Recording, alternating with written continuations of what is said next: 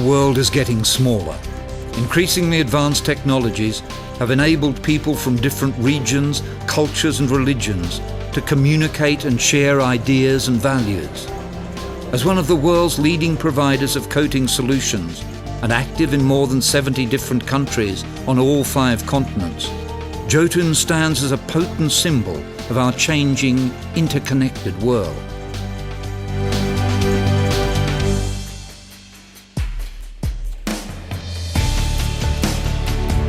For decades, Jotun's logo has been recognized as a symbol of quality. It represents our quality products and our quality services, but it also represents our core values: loyalty, care, respect, and boldness. These values have guided us throughout our entire history, helping us build penguin spirit within the organization and in all corners of the world. To understand Jotun, we must look back into our past, a past shaped by successes, disappointments, triumphs, and tragedy, good and bad times. Jotun's history has given us a strong corporate culture, our guiding company values, our business principles, and a strong will to develop further.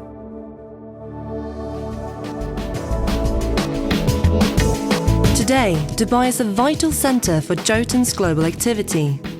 In fact, 2 of our 4 division headquarters are based here: Jotun Powder Coatings and Jotun Paints. The region has seen remarkable growth, creating rising demand for a broad range of coating solutions. From new homes to skyscrapers, arenas to supertankers, Jotun has become the region's preferred supplier of quality coatings and excellent service. Today, Jotun is the single-source solution for many of the region's landmark developments, working across borders to deliver products and services to some of the world's most memorable mega projects.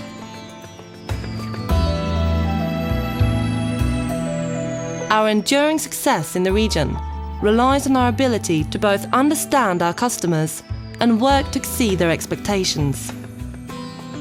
But to understand how Jotun has succeeded in the Middle East, we must go back to a very different time and place.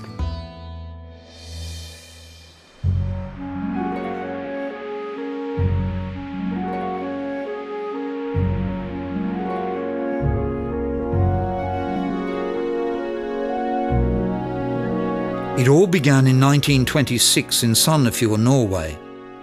Once a bustling port town and home to a substantial whaling fleet. Like many other young men in Sandefjord at the time, the company's founder, Odd Gleditsch, served aboard a whaling ship where he learned firsthand how important paint was to protecting the hull of a vessel. He also knew that every summer, most of the whaling fleet would be laid up for repairs and maintenance.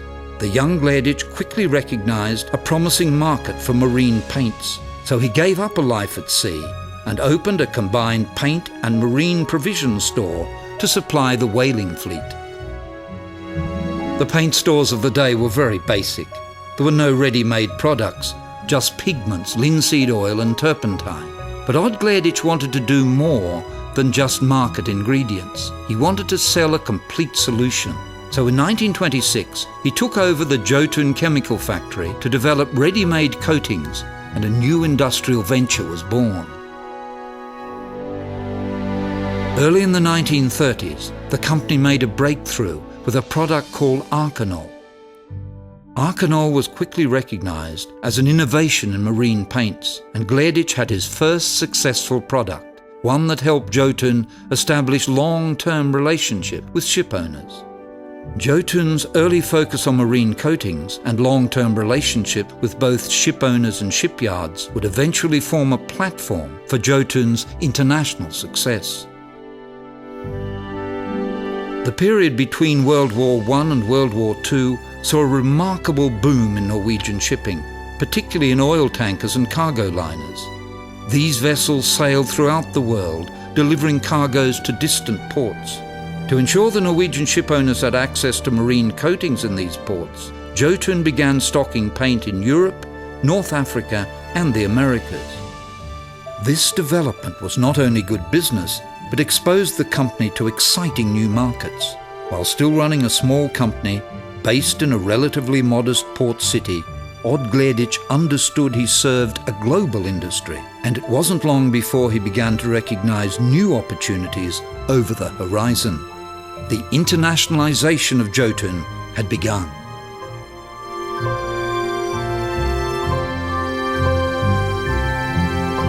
The energetic, entrepreneurial spirit demonstrated by Odgleditch would soon help define the company.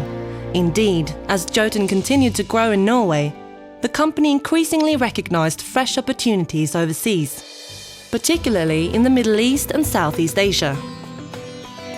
Growth in the Middle East attracted the attention of the founder's son, Odgleditch Jr.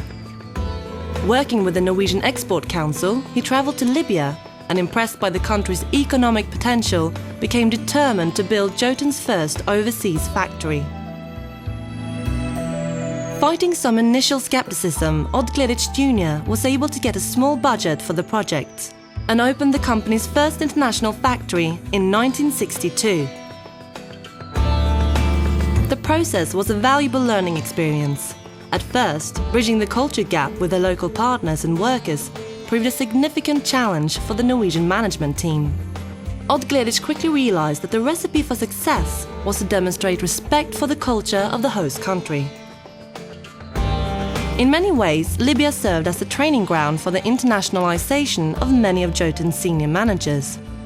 It gave the company's employees unique expertise working with different cultures and encouraged the whole organization to communicate openly, honestly, and with integrity. In time, Jotun's policy of hiring locally has created a more diverse workforce. This embracing of regional personnel not only helped Jotun penetrate local markets, but over time has added fresh ideas and perspectives to the company. The success of the project earned Odgleditch Jr. the complete confidence of Jotun's management, who went on to support his initiative to build a new factory in Thailand in 1967. In time, the factory in Thailand was able to lay the foundations for Jotun's enduring success in Southeast Asia. This pattern would be repeated in many other countries around the world, from the United Arab Emirates to Singapore, the United Kingdom to China. Jotun's growth has mostly been organic and built over time. This formula for expansion continues today, allowing the company to build its brand value in new markets. Such an approach requires a bold entrepreneurial spirit, patience, and an understanding and respect for local cultures.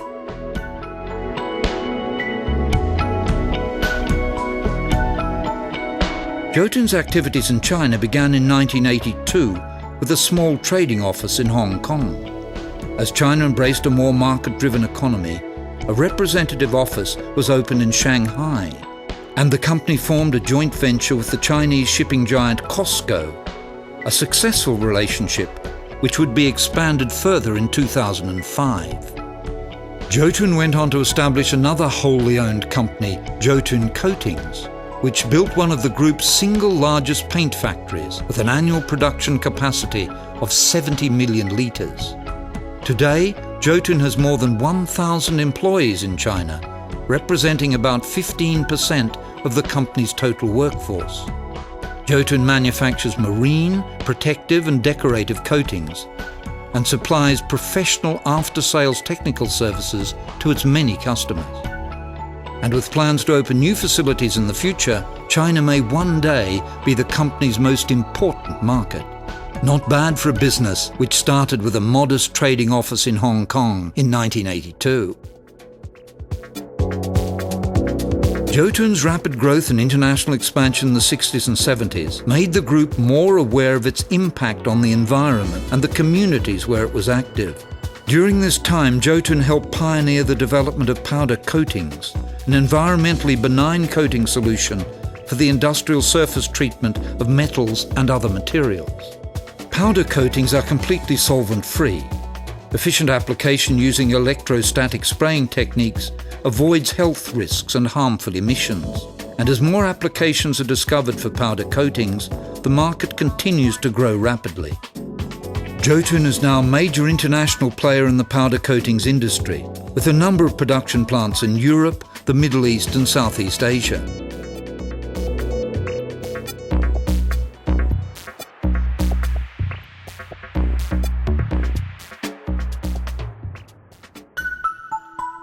Closer to home, demand for household paints stagnated in the 1960s. The competition between rival suppliers in Norway became fierce. Generous credit terms, extra discounts, and expensive professional advice combined to undermine profitability. In addition, interest from competing paint companies based overseas threatened the independence of Norway's entire coatings industry.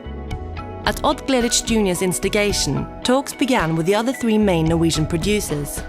Many analysts doubted a merger of such complexity could succeed, but in 1971 the merger plans were approved. The new Jotun soon took shape and within a year launched a single product range and color chart. The new company proved a great success, and the combined resources and expertise of the organization quickly created new opportunities. Jotun applied a bold, innovative spirit when developing its decorative paints business. In the 1960s, only a limited range of ready-made colors was available. To provide customers with more choices, Jotun developed a revolutionary automatic computer-controlled color mixing system known as a multi-color machine in 1976. We decided to launch a machine which was the most sophisticated the world ever had seen. But to find such a machine, we had to travel around the world, and mainly in the United States, where the tinting system was used for many, many years. But we didn't find a machine which met our requirements. So we had to start from the very first beginning with a company and developed our own machine. And that was a machine based on a light pen, which read the barcode to tint the colors. And that was the first machine launched, and it was a big success in Norway. These machines were placed in stores with a range of tinters so that customers could choose between a wide variety of different shades. Multicolor heralded a revolution in color choice. For the first time, consumers could choose between several thousand different colors, and because the process allowed Jotun to move the last part of the production process from the factory to store, the company cut warehousing costs. The development of in-shop tinting machines changed how both the industry and consumers thought about paint. For Jotun, multicolor machines quickly became vital to the company's expansion into new markets.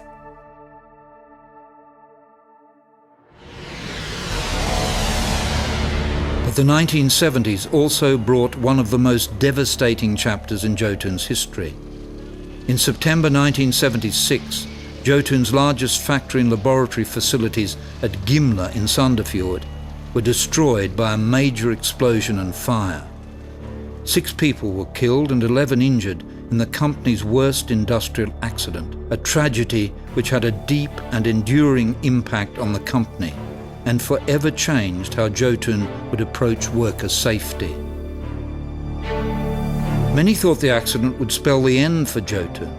Despite these difficult times, Jotun managed to pull through the period following the catastrophe, and thanks to the remarkable efforts of the company's employees, Jotun got back on its feet relatively quickly. But management was determined to analyze the cause of the fire and implement design changes in the factory to minimize risk. The process and resulting investment in safety features in the new factory would influence the design and construction of all subsequent factories built by the company.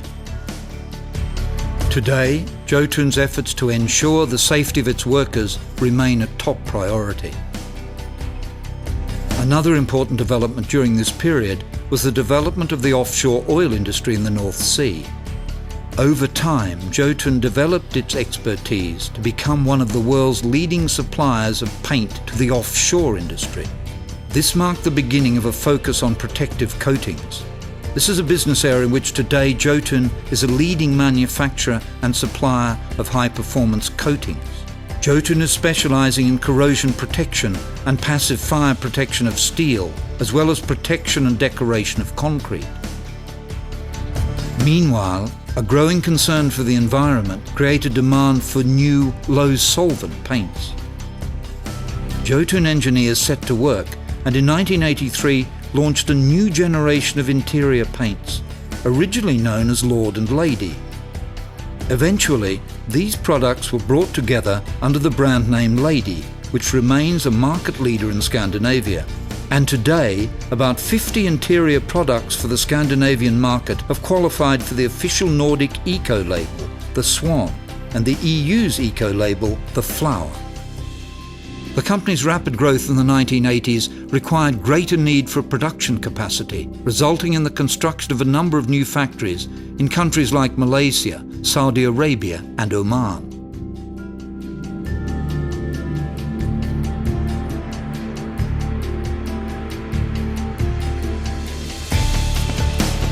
The new millennium brought continued international expansion and innovation.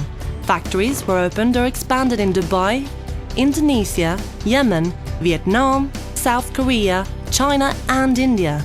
Exciting new products were launched including C Quantum, a high-quality anti-fouling coating, and Sense, an innovative low-emissions hypoallergenic interior paint. In an increasingly globalized world economy characterized by rising demand for energy, transportation and infrastructure, Jotun continues to identify exciting new markets, strengthen existing operations and expand into new regions. These new market realities have changed how Jotun operates. Today, project teams work across borders and segments to deliver on large projects. Research and development teams for all 4 market segments work together, and all new employees from sales and marketing personnel to technical advisors and management trainees are encouraged to participate in structured training and career development programs to strengthen Jotun's competence. But for all of Jotun's remarkable growth, the company's enduring success cannot be measured in litres of paint. It is Jotun's more than 7,000 employees who have carried Jotun's penguin spirit to all parts of the globe. Today, Jotun is in the hands of a 3rd generation of the Gleditsch family, with Odd Gleditsch DI now chairman of the board and part of the team charged with looking after Jotun's future. While Jotun will continue to grow and change in the future, we recognize that our pursuit of excellence is not about the destination, but the journey. In the meantime, we remain committed to investing in our logo with our core values, loyalty, care, respect and boldness, which have defined the company for more than 80 years.